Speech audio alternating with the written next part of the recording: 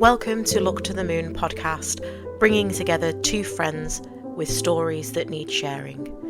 Join us, Jodie and Nicole, as we navigate life after loss, discussing topics around birth, trauma and baby loss, and providing a safe space for others to share their stories.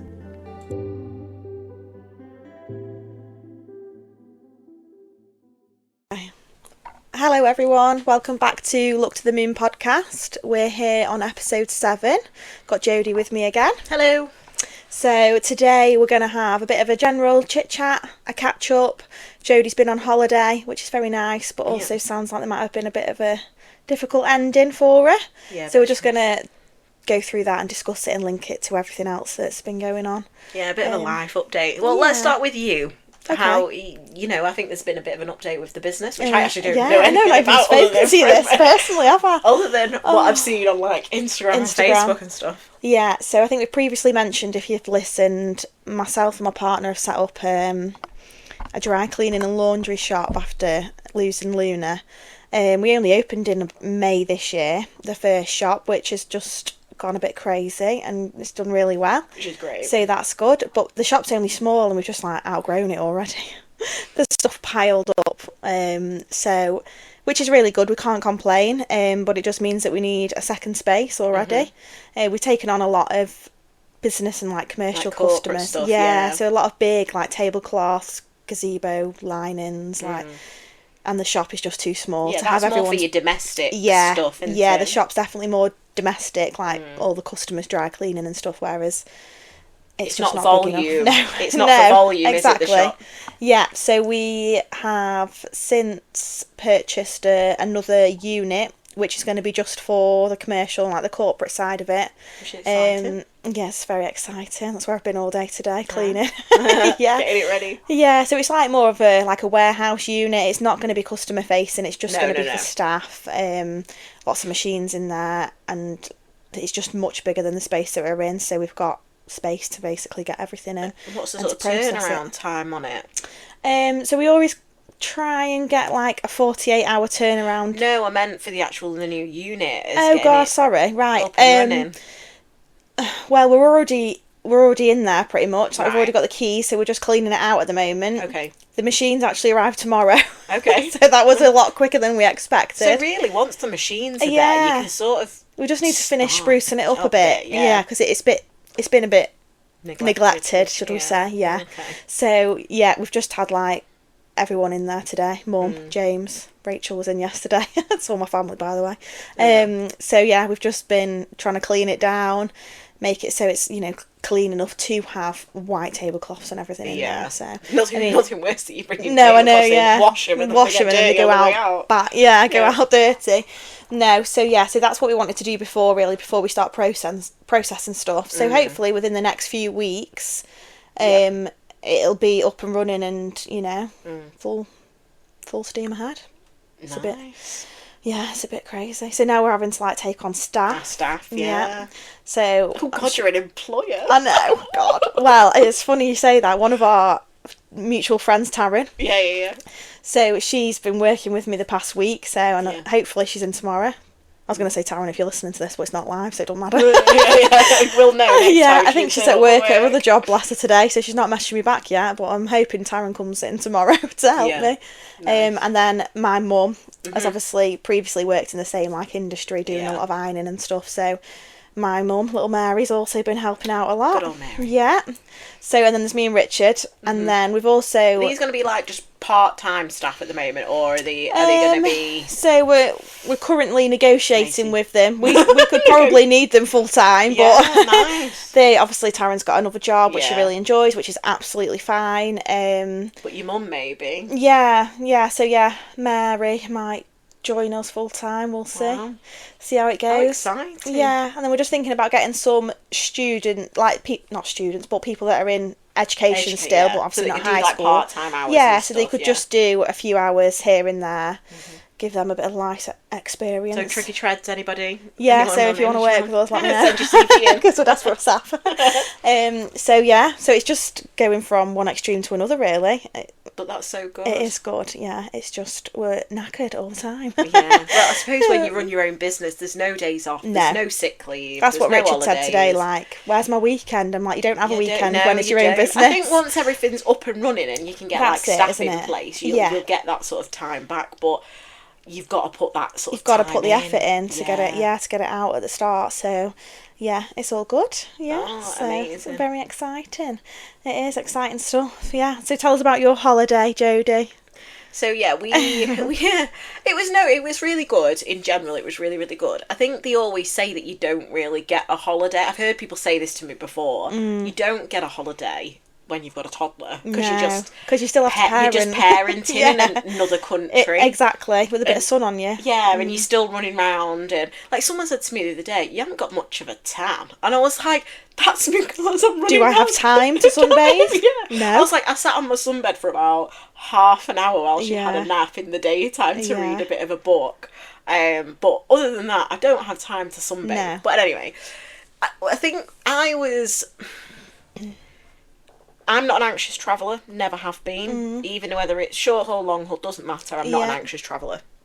Yeah, if you could teleport to where you want to be, that's ideal. But you don't, and you've got to travel, and usually the airports never stress me out. You know, it's never been sort of a cause of anxiety for me.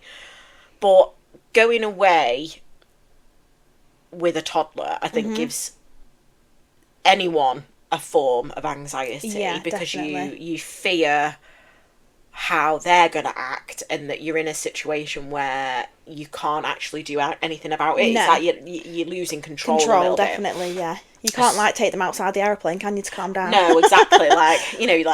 We went to a christening the other day, or a few weeks ago before the holiday, and she screamed bloody murder just as the service was about to start because she wanted some snack, and it was really rustly and I was like, you can't eat that in here, and she screamed the head on, and we were at the front of the church. So I had to literally get up and walk down the aisle with this screaming toddler, and everyone was looking at me, and I just basically went outside. My husband ended up coming out, and by the time we'd calmed down and gone back in, the service was over. Like, oh my god! No. So you can't do that on an aeroplane. So we've not been away with her before, and she's 20 months now. Yeah. As of yesterday, and we picked the shortest flight we could. So we went to Menorca, which was obviously only a couple of hours on the plane, and I specifically booked flights for the times around her nap times. Yeah, which were convenient. So we wouldn't have to wake her up super early in the morning. It was only a couple of hours there. She could nap when we get there, and basically the same in the reverse.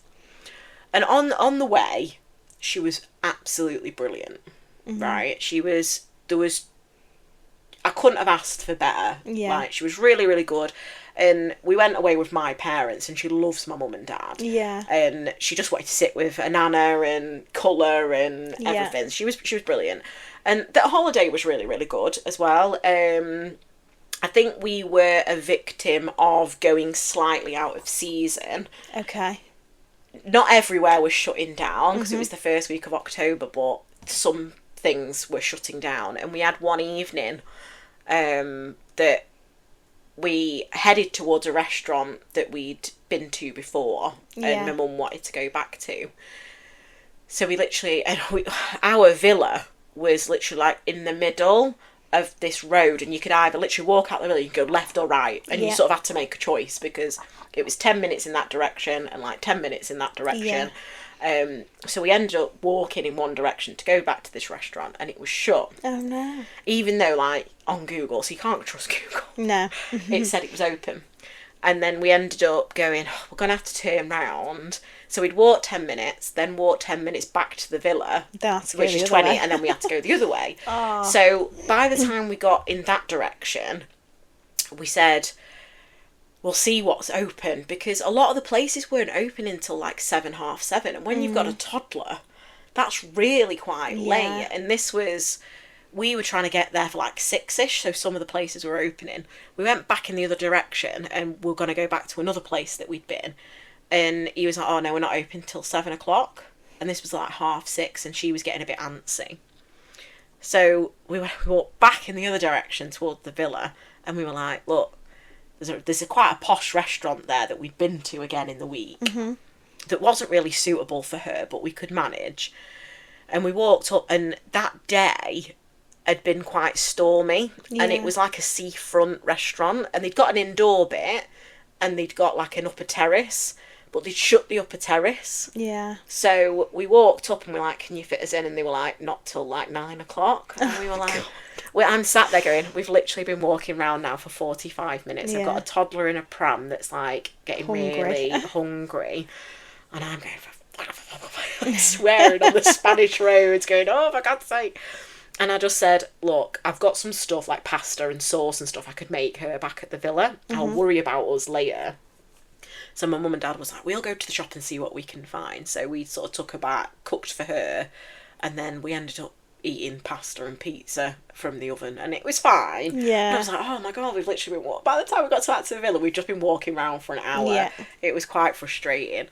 But other than that, the weather was mostly kind to us, which was great. Because when we were looking at the weather forecast before going, it looked quite rainy, and you're like, no, there's nothing worse than to stay at home. When you look at that app before you go. Oh yeah. So no, we got really, really lucky, and then we were due to fly home on. Oh, we did fly home. We're not still there. We're back home. She's there. Yeah, we're here. And it should have been fairly smooth. So we had to check out the villa at 10 o'clock a.m. And I specifically booked a flight at like just gone noon. Yeah. Because I thought, well, you don't want to hang around. Well, where'd you go? Well, there was nowhere to go. So we headed straight to the airport, and it was fine. And we were in the taxi. Taxi picked us up on time. Got to the airport. Just got off the taxi, and I said to my husband, I was like, "Where's your cushion?" And this is a very long story short, is my husband's got a bad back, so he's got this sort of, it's not an orthopaedic cushion, but it's similar to that he sort of has to sit on, especially on long journeys, because it really aggravates his back. Yeah. So I literally just went, where's your cushion? And then it was on the taxi driving off. So it sort of set us up from the beginning like a bit stressful, because I was like, God, like, bloody hell, Steve, for God's sake. And I, like you say, I've at the best of times got a short fuse, and when like you sort of have to deal with everything from the baby, the suitcases, the passports, I've done all the transfers. Yeah, all you have to remember is your cushion.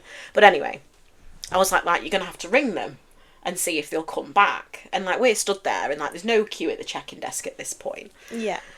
So he gets in touch with them, and it was phone calls back here and there. Obviously, they speak Spanish, not English, but we eventually said, right, we're just going to have to check in. And then if they come back, they come back. If not, then it's tough. You're going to have to struggle on the plane without Suck it up. Yeah. So eventually, after phone calls, they started ringing me, but then I didn't answer my phone because I was going through the check-in and all of this. The driver brought the cushion back, but at this point my husband had disappeared and my dad had disappeared. He'd gone with him, and then my daughter starts kicking off after we check in because she's stuck in a pram. But we wanted to get through security so she could get out, maybe have something to eat and whatever, but we couldn't go through security until they'd got his because you can't come back out of security. So I would have been like, see ya. Yeah. So, he'd gone off. He'd got the boarding passes. He'd got the passports. Okay. My dad had got my mum's passport. Yeah. So we were sat there, and she was kicking off. And my mum's like, oh, should I walk around with her? Because she was kicking off because I told her no. Yeah. For something. And she started screaming her head off, and everyone was looking at us in the airport. So I'm like, getting frustrated at him because I'm thinking, if you'd have remembered it, we wouldn't be in this situation. Yeah. And now she's kicking off, I've got no support. So I'm just sat in the middle of the airport waiting for you to appear. So I was getting quite anxious. I was getting quite stressed. And then he eventually appeared and said, they've got my cushion. They've taken it to the check-in desk. He got the cushion. He got the cushion.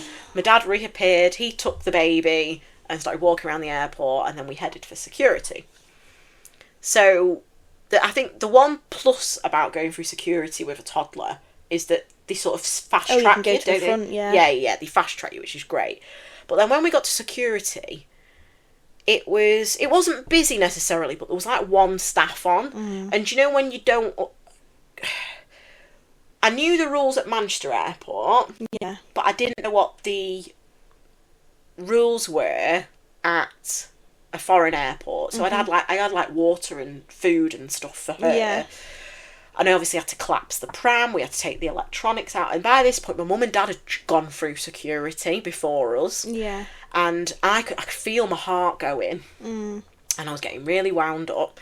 And Stephen had all the electronics and stuff, so he was dealing with his stuff. But I had the baby, I had the pram, and then I had a lunchbox with her and I didn't know whether I had to hand that over or I could go through thingy. And then so I collapsed the pram in I had this one hand collapsible pram. I've got her still screaming, right? And then, but because obviously of the language barrier, they were like, "Can she walk?" And I was like, "Well, yeah," but she's screaming her head off. So I was like, they were basically put her down and asking me to get her to walk through the little scanner on her own. And I'm like, she's 18 months old. She's not going to understand that. Yeah, no. And then he's pointing at me, and I'm like, what? I don't understand. And he's like, "Oh, take your watch off." And I was like, right. But by this point, all of the trays had gone through security. And so I basically got the security staff sort of not yelling at me, but I'm getting frustrated because I don't understand what they mean. Yeah. Then she's literally screaming down my ear holes. Steve's still sorting these 17 trays out that we've got. My mum and dad are on the other side going, "Bonnie, come on, urging her through.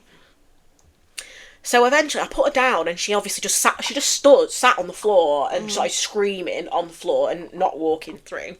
So they basically ushered my husband through. Yeah. And I was like, "Don't just leave me." So I'm then starting to panic. Yeah. And it turned out they were trying to clear one of us so we could walk through with the baby. Yeah, yeah. So one of you has to go through, then come... Oh, gosh, sorry, just knocked you over. Then come back through to take the baby then through. Which wasn't clear. No. So I was getting so overwhelmed. I was like, I'm going to snap. And eventually, so my husband went through, then took my daughter through. And then, obviously, we had, all of these trays coming out, and, and then they're like, "No, move, you need to move over there and pack your trays." And I sort of shoved the baby at my mum, and I just felt the tears starting to well. And do you know when you try not to cry? Yeah, that makes it worse. It makes it worse. Yeah. And I was like, I need to calm down, I need to calm down. I was like, I didn't know why I was panicking. No. And I was just getting completely overwhelmed, and I was just sort of angry and stressed and upset, and it was just all a bit much, even though it just it's nothing major happened. But at the time, it's one, like you said, it's one thing after another, all these different emotions. Yeah. And no. Airport's stressful the best of times. Never mind when you've got a toddler and the language barrier. I know. Oh, gosh. So I just sort of had a bit of I didn't completely melt down, but... Had a bit of a crumble. Yeah, and I was like... And I remember my mum said to me, she's like, "Are you okay now?" And I was like, "Yeah." I was like, "I'm fine." So when someone asks you, you're like, "No, not okay, actually." Yeah, so I was just like, "Please, just calm down, just calm down, just calm down." And then... So we got through the security and we went through the airport, and the flight wasn't delayed, but we ended up getting on the plane on time, but then we sat on the plane for a while. Yeah. Because they said there was some kind of air traffic control issue over France and the UK, so we were waiting for that to clear. So by the time we actually took off, he said, "Oh, well, try and make the time up." Which he didn't, because we ended up that late that we landed about half an hour after we were supposed to land. Yeah. But on that sort of flight, it's usually you land earlier if you take off on time, because wind speeds and everything.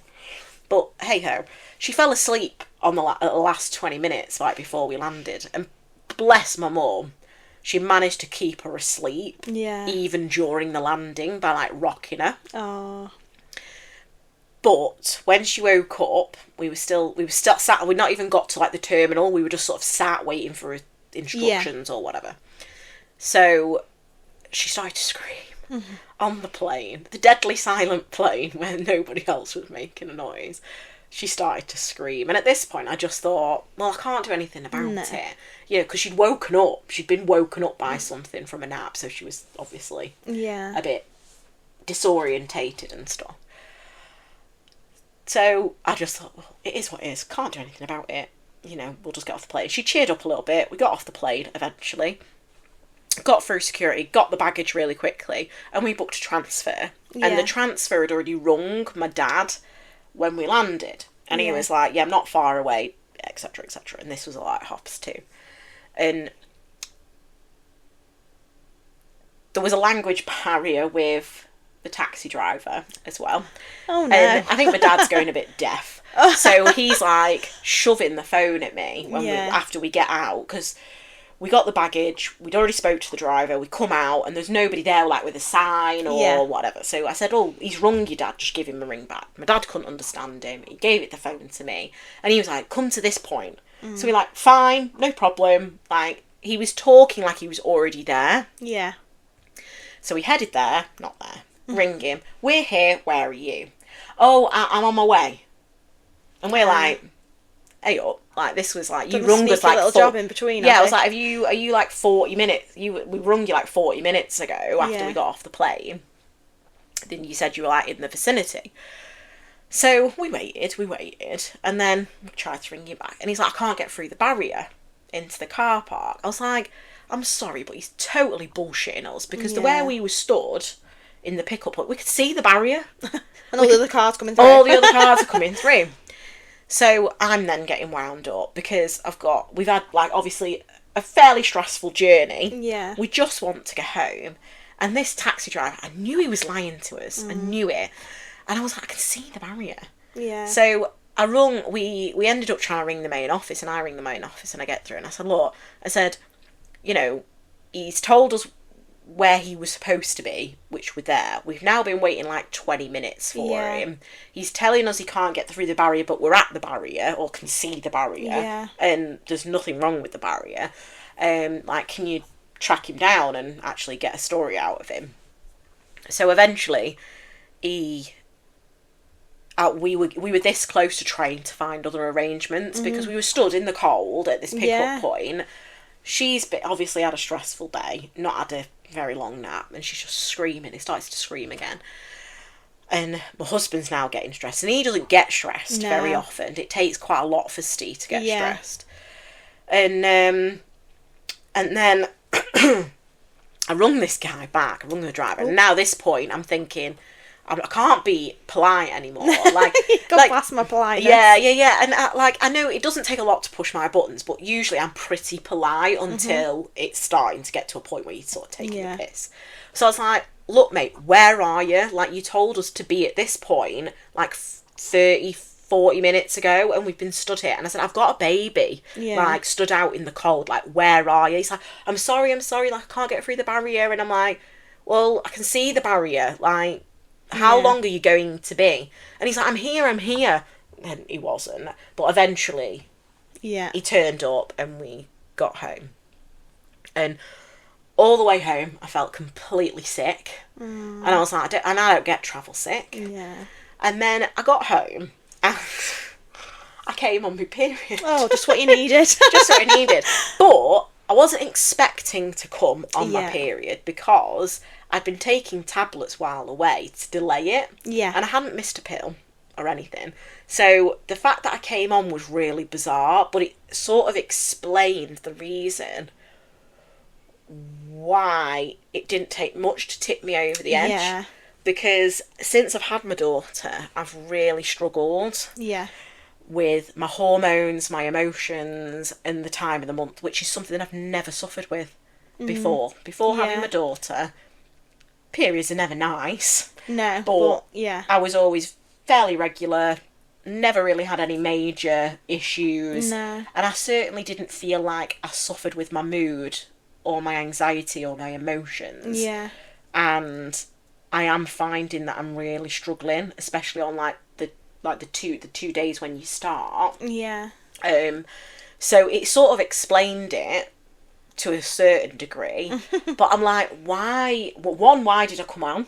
Yeah. Because those tablets... Isn't it like, if you take them, but if you stop, then your period comes? Yeah, so the instructions are, start them 3 days before your period. So I started them... so we flew on the Friday, started them on the Saturday, I was due on the Tuesday, and we flew home on the Friday. You take tablets 3 times a day. I even had an alarm set every day. Yeah. And I decided, because I had a big event with work on the Monday, that I'd carry on taking them, because if I stopped taking them the day I came home on the Friday, I would have come on the Monday. I probably would have come on the day of my event, which I just don't want to deal with when I'm actually out and about. So, but when I got home, I came on. And I was like, this is so strange, because I've not missed a pill. So whether it was the stress that sort of counteracted maybe the pills, I don't know. Oh, well, that was a nice ending to your holiday. It was stressful, and I don't know whether it was anxiety about going back to work, because I had this event and I was a little bit worried about it, in terms of the way it was going to go. Yeah. I didn't sleep that weekend, and so it was just sort of, it was quite a stressful coming home. I don't think anybody enjoys coming home from a holiday, but when you sort of packed and ready to get home, you just want to be home, don't you? You just want to be home. No, I get that. It just seemed like it was just a hurdle after a hurdle. Out. Yeah. Oh. So it wasn't great, to be fair. Oh dear. Oh, but never mind. No, it doesn't sound fun. Oh, well, we were just talking actually before we came on the podcast about PMS. Yeah. Like, both of us have never really suffered with anything like that prior to having our children. And we were just saying, after having children, like how your body comes to terms with getting back to normal. Is that the right word, normal? Yeah, I would say so. But like, obviously with periods and everything, it's all a bit up in the air. They kind of give you, expect it to be this long or be this long, and it's just not, is it? No, everyone's so different, like in everything. Yeah, there's no hard and fast rule. Like, I think if we're talking about sort of your body sort of recovering, like I said earlier, I'm usually very, very regular. Even like, I've been on contraception for a long time, which obviously stopped. I think it was about 6-8 months before we started trying to have children, because I thought, well, I'll just get it out of my system and everything. And as soon as I stopped my pill, literally 4 or 5 weeks later, bang, I was straight on it. Where we've had like friends that have not recovered their periods for a couple of years. Well, like me, because I was on the injection. How long did it take for it to come back? Forever, it felt like. So I was on the injection probably for about 10 years. Prior to Lila, so my first daughter. Yeah, that was my form of contraception. It worked really well. Yeah. But then when me and Richard were like getting serious and talking about children, like you say, I decided to come off it a lot sooner than we were ready to have a baby. Yeah, so that's what our logic was. Yeah, so like you say, get it out your system, let your body get back to its natural routine. Cycle and routine. And yeah, it was just awful. Like when I stopped the injection, it was like the period was like back to front. So I would bleed for like 3 weeks and then have a week break, rather than a normal period bleed for a week and then have 3 off. And it continued like that for a while. And I actually had to be referred to like a gynecologist to look into it. Oh, right. Because I was like, well, never mind getting pregnant, like can't have sex when you're bloody on your period forever. So this is a problem. And we weren't at the point then of like saying, yes, we desperately wanted to have a baby now, but it was just a bit of a worry that and then obviously having the smears, as we all should. Is it like 3 years? It's 3 years, isn't it? Every 3 years. Every 3 years. So then when I had that, they came up with like a problem with that as well. So it came up saying that I had like CIN stage 1, which is like the pre-cancerous cells. So I ended up being under a gynecologist and mentioning all this to him, and I was like, And he was like, oh, it just takes a while. But this was probably about a year later now, after not being on the injection and obviously using other forms of contraception. Yeah. And he was just like dead blasé about it, like, oh, well, if you want to have a baby, you just have to have lots of sex. And I was like, I know that. Like, I know how to make a baby. Yeah, thanks for that advice. And yeah, it did take a long time, probably about 18 months to 2 years for my body to get back into like a like a normal cycle, because I was like, well, how do I know if I'm even ovulating if I'm bleeding for so long? Like, it might not have been 3 weeks bleeding, but on and off. Yeah. And he was like, well, there's only one way to find out, just try and get pregnant. And I was like, yeah, you really. So did your period return? Healthy. So it did. It did settle down but it, like yourself, it's always been like really regular. Really regular. Mine was just hit and miss. Like, who knew when it was going to happen? So we were just very lucky that we just tried to have a baby, and we fell pregnant very quickly. Yeah. But yeah, the smear test, like, I think I ended up having it yearly for a couple of years just to make sure, and it did then come back negative.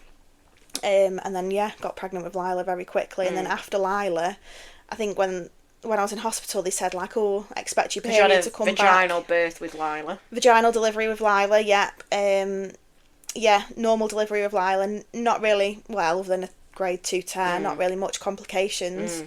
Like, normal what I expected to be normal bleeding after the delivery for about a week, maybe a little bit more. Wow, that's really good though. Yeah. And then 6 weeks on the dot, like they told me that your cycle might come back at 6 weeks. It was literally 6 weeks on the day. Oh gosh. That I then had it. So it was like it made being pregnant and having a baby like regular. Made my periods become regular. Yeah. Not again, they're still not like on the dot, but the fairly monthly. Regular, yeah, roughly. Whereas with yourself, did your body get back into it? I mean, all these different factors like breastfeeding and this, that and the other can change it. Yeah, so because I had a C-section and my C-section wasn't as straightforward as a C-section usually is. Yeah. So it was a little bit more brutal. I never knew what to expect, really. No, because they probably cause a lot more trauma. Yeah, so I think... so what happened was I bled for about 7 weeks. Crikey. Post-birth. And when I stopped bleeding, I wanted to go temporarily back on some contraception. Yeah. So I went to the doctor, got prescribed the pill again, and I must have stopped bleeding for about a week or 10 days. And then I started bleeding again. And I thought, right, is this my period? Because I stopped for about 10 days after bleeding for so many weeks, and I'd started my pill. And then it didn't stop. Like, I thought it had gone like 5 days, then 7 days, and then 10 days, and I thought... hang on a minute. I'm still bleeding. Yeah. And I remember after 2 weeks of continual bleeding, I thought, this can't be my period, because obviously I've been bleeding for so long. So I remember ringing my doctor, and I was like, look, and she obviously knew the history and things, and she said, I'll send you for an ultrasound to check that you're healing okay from your C-section. So she did. She sent me for an ultrasound, excuse me, and then apparently, like, all my cervix and my womb looked fine. Yeah. But I continued to bleed for another, I'd say, 2 or 3 weeks after that. So in total, I bled for about 12 weeks with only a little bit of a reprieve in the middle. Yeah. But I decided that I didn't know whether it was the pill that was also messing with me, because my hormones weren't not right. really balanced back out. So, and I was on a pill where you'd still bleed. No. I was on a pill that should stop you bleeding, so you don't have a break. You just continually take it. But I know that you can have I'm doing it now, knocking the mics over. You can have, spotting and stuff. So I thought, right, I'll just stop the pill altogether, and then eventually I got back into a normal cycle. But it took me about 3. It took a long time, didn't it? Yeah, so I think it was just the trauma of the birth that. I literally bled for about 3 months, near enough. Whoa. Yeah. What was that? Yeah. And then ever since that point, that's when I've struggled. I've not struggled in terms of, a different flow or extra pain. It's always painful on your first day or whatever, and then it subsides. But it's the emotion. The symptoms more, emotional symptoms. Yeah. I've never struggled with that I am struggling with. But like you say, it's what's the word I'm trying to... it's like it's subconscious. Oh, definitely, yeah. You're like going about your day, and like on Friday, when we flew home, I was going about my day. It was a really stressful day. Yeah. And I didn't realise that obviously my body was sort of forcing itself to come on, because I thought, well, I'm on these tablets, you know. It didn't even occur to me that the stress and the emotion was heightened because I was just about to come on. Yeah. But I didn't cope. No. I fully didn't cope. Yeah, but that's okay. Like we've said, in the airport, like, crying. We've said previously, like in other episodes, that since we've had our children and the traumas that we've both been through, that we are different people and that we do deal with things differently. Yeah. So I know you've said, like, before you had your daughter, like, you're very controlled, you know, and very matter of fact, and now you've had your daughter. Things are different, like yourself and your family and your daughter are more important, and it makes you see and think things differently. Yeah. Which, and same with me, like, emotion wise, I just don't deal with things like I used to. Yeah. Like you say, when someone asks you if you're okay, like, no, I'm not okay, I'm going to cry now, you said that. Yeah, thanks for that. Yeah. I know, I mean, I've always been quite an emotional person anyway, but I could usually, like, because of the job that I was in, I could control it. And then I'd, like, cry later, like, you know, when you can. Yeah. But, yeah, now it's just like, no, I'm just going to cry and I don't care what you think. Yeah. But, yeah, I think, I mean, just being a woman is just rubbish. Like, never mind all this trauma, but just being a woman and having a period and having to give birth is enough. I know. And then you get all the symptoms on top of that. So true. It is.